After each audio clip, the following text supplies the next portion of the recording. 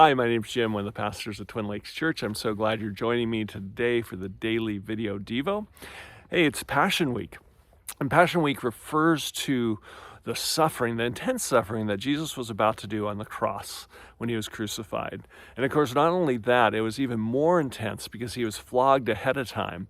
And so how you'd have to breathe on the cross is you'd have to push yourself up with your feet, and that would push your back into this beam that was rough sawn with splinters, and that would be painful enough. But can you imagine being flogged? Can you imagine having whipped wounds across your back and having to do that? It would be unimaginably painful.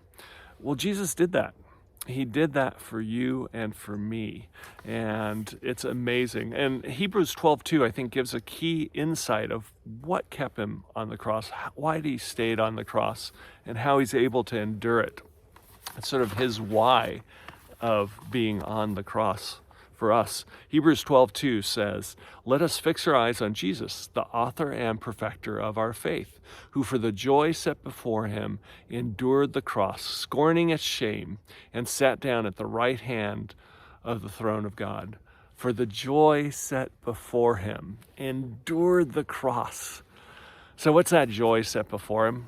Well, obviously being in heaven, being reunited with the Father is joyful, but you and me, we are his joy set before him as well. He was willing to die on the cross. He stayed on the cross, and he paid that painful price so we would not have to. It's amazing to think about that. The passion of Christ, the sufferings of Christ. He did it, and he did it knowing that there was joy set before him, and that's the fact that we would be part of his family.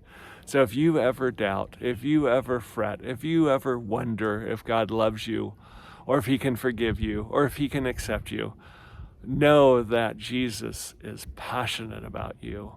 And it was the joy that was set before him that enabled him to endure the pain on the cross. So as we go through Passion Week,